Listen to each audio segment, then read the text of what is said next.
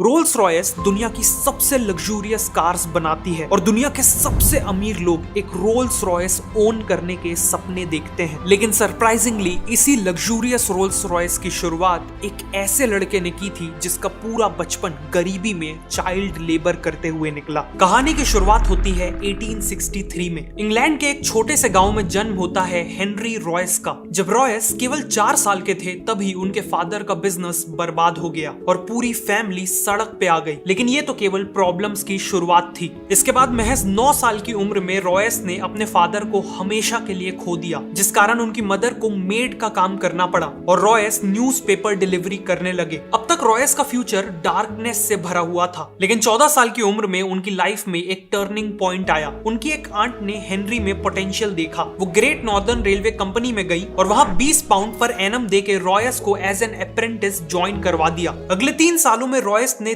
दिन रात एक कर दिए। दर्जनों बुक्स पढ़ के और फैक्ट्री में प्रैक्टिकली काम करके कारपेंट्री, मैथ्स और सबसे इंपॉर्टेंट इलेक्ट्रॉनिक्स का काम सीखा। 17 साल की एज तक वो एक फुली केपेबल मैकेनिक बन चुके थे। 21 साल की एज आते तक वो मैक्सिम वेस्टर्न नाम की कंपनी में एज एन इंजीनियर काम कर रहे थे, लेकिन फाइनेंशियल डिफिकल्टीज के चलते ये कंपनी बंद होने वाली थी। ऐसे में रॉयस के पास कई और कंपनीज में जॉब लेने का ऑप्शन था, लेकिन उन्होंने अपनी खुद की इलेक्ट्रिकल इंजीनियरिंग कंपनी खोलने का फैसला लिया। उन्होंने अपनी 20 पाउंड की सेविंग्स यूज की और मैनचेस्टर में एक छोटे से ऑफिस स्पेस से शुरुआत की एफएच रॉयस एंड कंपनी की। उन्होंने अपने एक दोस्त अर्नेस्ट क्लेरेमोंट को एज अ पार्टनर भी ज्वाइन करा लिया। इनिशियली सर्वाइव करने के लिए रॉयस को जो भी काम मिला उन्होंने किया, जैसे सुइंग मशीन रिपेयर करना, इलेक्ट्रिकल फिटिंग्स करना वगैरह। लेकिन फिर रॉयस ने देखा कि टाइम के साथ साथ इलेक्ट्रिकल लाइटिंग्स और फिटिंग्स की डिमांड बहुत बढ़ती जा रही है। इसीलिए उन्होंने आर्क लैंप्स, बल्ब होल्डर्स और इलेक्ट्रॉनिक डोर बेल की मैन्युफैक्चरिंग का काम चालू कर दिया और इसी काम ने कंपनी की किस्मत बदल दी। ईयर 1900 तक कंपनी की सेल्स 20,000 पाउंड्स क्रॉस कर गई थी। 38 की एज में रॉयस की एक फैमिली थी और वो एक बहुत बड़ी फैक्ट्री बिल्ड करने का प्लान कर रहे थे। सब कुछ अच्छा चल रहा था कि तभी कहानी में एक ट्विस्ट आता है। 1901 में जर्मन और अमेरिकन कंपनीज ने ब्रिटिश इलेक्ट्रॉनिक्स मार्केट में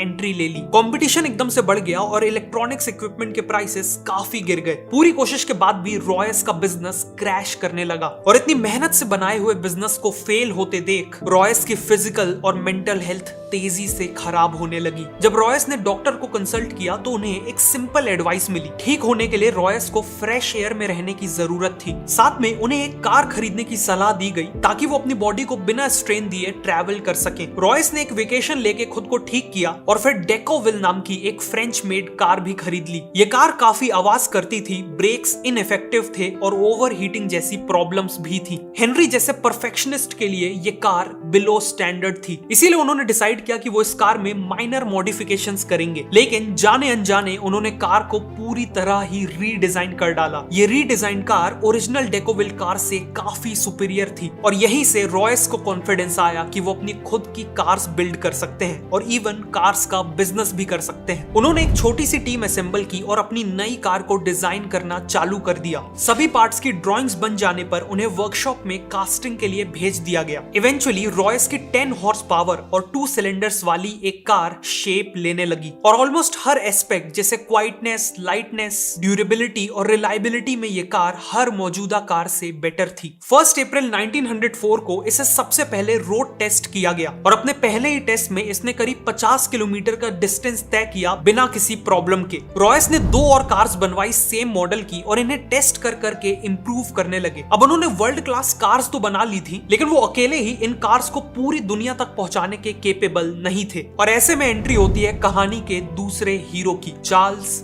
रोल्स। रॉयस एक एग्जीबिशन में अपनी कार्स को प्रेजेंट कर रहे थे और इसी दौरान इन कार्स पे चार्ल्स रोल्स की नजर पड़ी। चार्ल्स रोल्स एक पैशनेट मोटरिस्ट थे और सुपीरियर क्वालिटी की कार्स का सक्सेसफुल बिजनेस करते थे। रोल्स ऑलरेडी एक लग्जरी ब्रिटिश कार मेकर को ढूंढ रहे थे, इसीलिए उन्होंने रॉयस से मुलाकात की और कार्स को क्लोजली देखा। वो रॉयस से इतना इंप्रेस हुए कि बाद में उन्होंने अपने एक बिजनेस पार्टनर से कहा कि उन्होंने वर्ल्ड के ग्रेटेस्ट इंजीनियर को ढूंढ लिया है। अगले 3 महीनों में इन कार्स को बेचने के लिए चार्ल्स रोल्स और हेनरी रॉयस एक जॉइंट वेंचर स्टार्ट करने का अग्रीमेंट करते हैं और इस जॉइंट वेंचर से बिकने वाली कार्स का नाम होने वाला था रोल्स रॉयस। आगे बढ़ने से पहले आपसे एक क्वेश्चन है, क्या आप भी एक सक्सेसफुल स्टार्टअप बिल्ड करना चाहते हैं और खुद के लिए फाइनेंशियल फ्रीडम चाहते हैं? अगर हाँ, तो मैं हाईली रिकमेंड करूंगा कि आप ऑडिबल पे the lean startup audio book को सुने। ये ऑडियो बुक आपको स्टेप बाय स्टेप गाइड करेगी और सिखाएगी कि कैसे टाइम और मनी को बिना वेस्ट किए आप अपने बिजनेस आइडिया को टेस्ट करें, वैल्यूएबल प्रोडक्ट्स बनाएं और बिजनेस को ग्रो करें। ये ऑडियो बुक सच में आपकी लाइफ चेंज कर सकती है। वैसे मैं खुद ऑडिबल को अलग अलग जॉनर्स की ऑडियो बुक सुनने के लिए और इवन वीडियोस की रिसर्च के लिए काफी यूज करता हूँ। ऑल्सो अब आप ऑडिबल में यूपीआई के थ्रू भी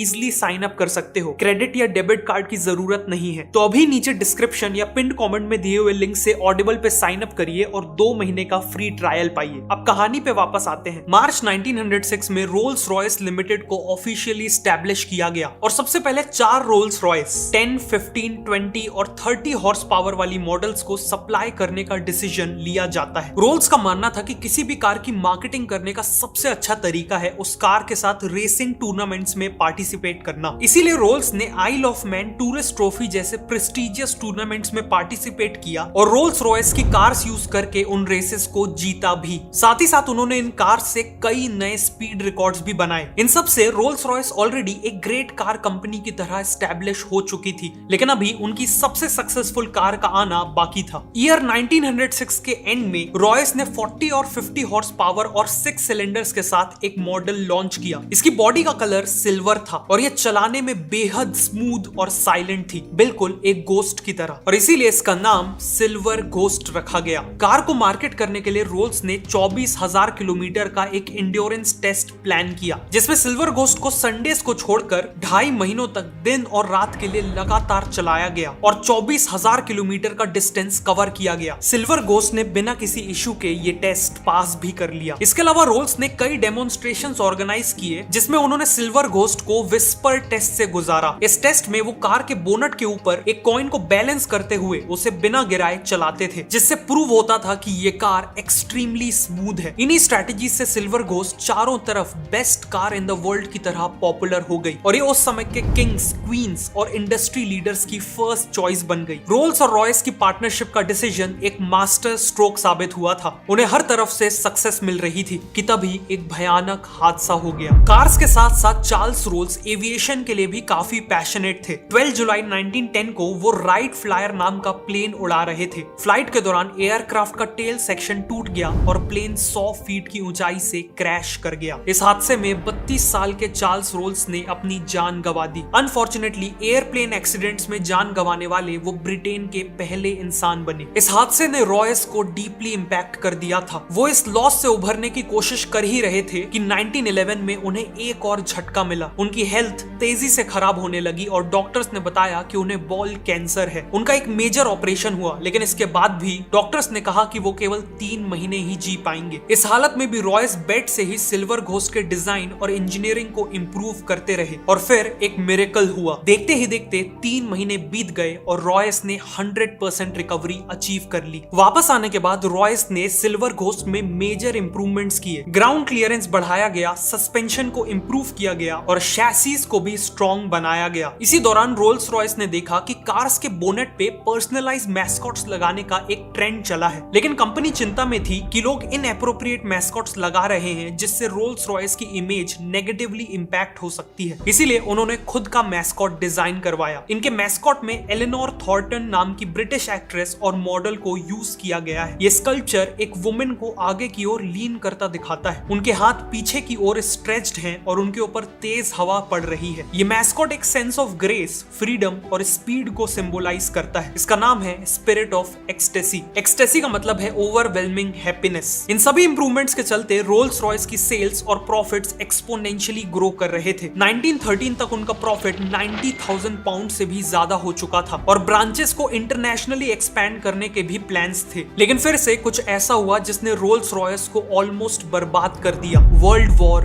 1। 1914 में वर्ल्ड वॉर 1 की शुरुआत हुई, लेकिन रोल्स रॉयस इसके लिए तैयार नहीं थी। वॉर के कारण इकोनॉमी क्रैश हो गई, जिसका इंपैक्ट सबसे ज्यादा रोल्स रॉयस जैसी लग्जरी कार कंपनीज पे पड़ा। सेल्स क्रैश कर गई और कंपनी को एम्प्लॉयज को फायर करना पड़ा। सभी को लग रहा था कि रोल्स रॉयस वॉर को सरवाइव नहीं कर पाएगी, लेकिन रॉयस के दिमाग में कुछ और ही प्लान्स थे। रॉयस ने मिलिट्री अथॉरिटीज से मीटिंग की, जिसके बाद उन्हें रियलाइज हुआ कि वॉर में रिलायबल और हाई परफॉर्मेंस वाली गाड़ियों की सख्त जरूरत है। इसीलिए रोल्स रॉयस ने सिल्वर घोस्ट को मॉडिफाई करके एक आर्मर्ड कार में बदल दिया। कार की बॉडी में 8 मिलीमीटर मोटा आर्मर लगाया गया, एक रिवॉल्विंग टरेट भी लगाया गया जिसमें एक मशीन गन फिट की गई। इस कार को मिडिल ईस्ट के हार्श डेजर्ट रीजन्स में ऑपरेशंस कंडक्ट करने के लिए यूज किया गया, प्लस इनका यूज स्पाइंग मिशंस के लिए भी हुआ। ऑल्सो क्योंकि सिल्वर घोस्ट चलाने में काफी स्मूथ थी, वो किसी वुंडेड सोल्जर को कैरी करने के लिए भी बेस्ट व्हीकल थी। इसीलिए कई सिल्वर घोस्ट को वॉर एम्बुलेंसेस की तरह मॉडिफाई कर दिया गया। इनमें स्ट्रेचर्स, मेडिकल इक्विपमेंट्स और नर्सेस के लिए सफिशिएंट स्पेस बनाई गई और नाइट टाइम मिशंस के लिए इलेक्ट्रिक लाइटिंग्स फिट की गई। इन एम्बुलेंसेस ने हजारों जिंदगियां बचाई। फाइनली अपनी लग्जरी फीचर्स के कारण वॉर के दौरान रोल्स रॉयस कार्स को high ranking officers, diplomatic missions और किंग मैसेंजर्स के द्वारा भी यूज किया गया। मिलिट्री के साथ क्लोजली काम करते वक्त रोल्स रॉयस को रियलाइज हुआ कि ब्रिटिश एयरफोर्स अपने एयरप्लेन इंजन्स के लिए फ्रेंच कंपनीज पे हेविली डिपेंडेंट थी और गवर्नमेंट डेस्परेटली चाहती थी कि कोई ब्रिटिश कंपनी ही उन्हें इंजन सप्लाई करे। इसी अपॉर्चुनिटी को देखते हुए रोल्स रॉयस ने एरो इंजन मैन्युफैक्चरिंग में एंट्री ले ली। रॉयस ने खुद एरो इंजन डिजाइन सीखा और 1915 में लॉन्च किया अपना पहला इंजन, द ईगल। ये इंजन कंपटीशन के मुकाबले ज्यादा रिलायबल, लाइट और फ्यूल एफिशिएंट था। इसीलिए ब्रिटिश एयरफोर्स ने साल के एंड तक 500 ईगल इंजन्स का ऑर्डर दे दिया। लेकिन रॉयस यहाँ नहीं रुके। उन्होंने 1915 एंड में लाइट एयरक्राफ्ट के लिए हॉक इंजन बनाया। 1916 में ईगल का स्मॉलर वर्जन फैल्कन इंजन बनाया और 1918 में लार्ज और लॉन्ग रेंज एयरक्राफ्ट के लिए कॉन्डोर इंजन बनाया। इन इंजन्स के कारण ब्रिटेन को aerial combat, spying missions, anti submarine operations और बॉम्बिंग मिशंस, इन सभी में एक मेजर एडवांटेज मिला और यही उनकी जीत का एक इंपॉर्टेंट कारण बना। रोल्स रॉयस का एरो इंजन मैन्युफैक्चरिंग में एंट्री लेना एक ब्रिलियंट स्टेप साबित हुआ और आज भी हजारों कमर्शियल एयरक्राफ्ट्स और मिलिट्री एयरक्राफ्ट्स में रोल्स रॉयस के ही इंजन्स यूज किए जाते हैं। 1918 में वर्ल्ड वॉर 1 खत्म हो गई और अगले 15 साल रॉयस ने कार्स और एरो इंजन दोनों पे फोकस किया। उन्होंने एक स्मॉलर और चीपर कार लॉन्च की जिसका नाम था 20। अनफॉर्चुनेटली 20 की सेल्स ज्यादा इंप्रेसिव नहीं थी। 1925 तक लग्जरी कार मार्केट में बेंटली,